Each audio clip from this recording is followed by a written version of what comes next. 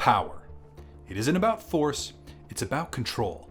And the moment you lose control, you give it to someone else. In this scene, Batman has every advantage: strength, resources, fear, authority, and he still loses. So how does a man in chains, whose pockets are filled with knives and lint, dominate the most powerful figure in Gotham? Never start with the head. The victim gets all fuzzy.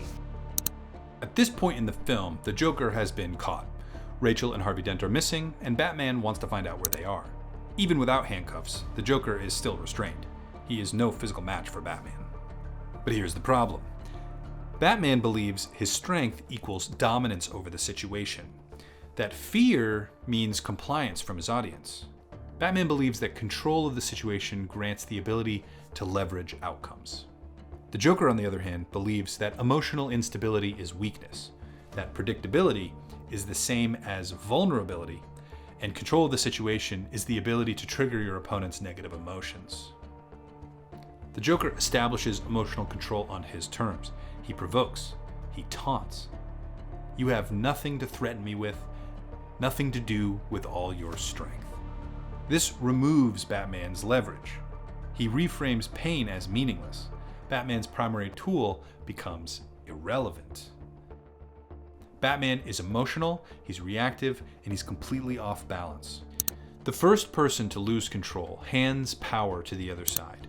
You see this all the time when people can't control their emotions. They get visibly frustrated or angry. To be clear, emotions are okay and good to have. They're a part of the human experience.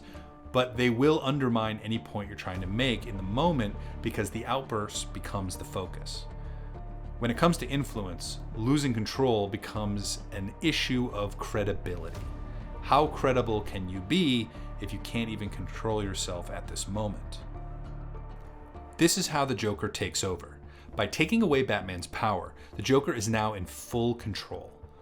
One of the more sinister qualities is that he enjoys, even savors these moments.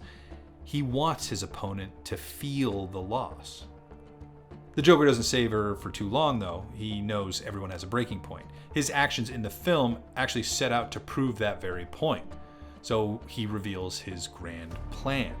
He reveals that Rachel and Harvey will die in just a few minutes. There's only enough time to save one if you hurry. He reveals where they are, but intentionally swaps their locations so that even if Batman is successful, he loses the person he wanted to save more. So what's really happening here? What's the joke the Joker is playing at? This scene isn't about good or evil. It's about who controls the frame. Batman had physical power, authority, while the Joker had emotional discipline, psychological leverage, and narrative control. Leaders, negotiators learn this fast. The calmest person in the room is usually the one in charge.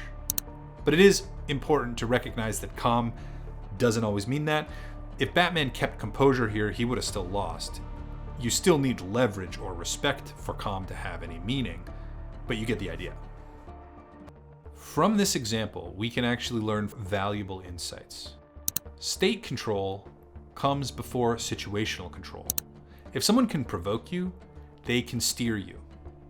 Emotional regulation is the same as a strategic advantage. In fact, a few scenes later, the Joker uses this same tactic on an officer assigned to watch him. He manipulates his emotions, then is able to take him hostage and uses this momentum to escape. Urgency is a tax on good decisions. The more desperate you are for an outcome, the more leverage you surrender. Batman rushed to a solution and didn't think things through. It wouldn't have taken long to think, did the Joker switch names on me? But that thought never occurred to Batman because he went right into, how do I get to this location as fast as possible? Power lives where need lives. Power doesn't come from what you have. Power comes from what the other person can't afford to lose. You're always going to have better outcomes working with people than fighting against them. That's why the Joker is such a frustrating opponent. He's a villain that doesn't really want anything. Or, I guess what he wants is so profoundly negative and destructive that there's really just no meeting him halfway.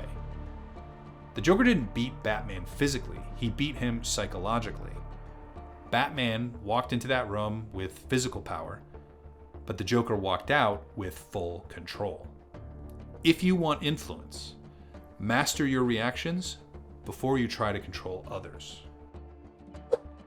If you enjoy breakdowns on power, persuasion, and why some people win without force, go ahead and subscribe, and I'll see you in the next one.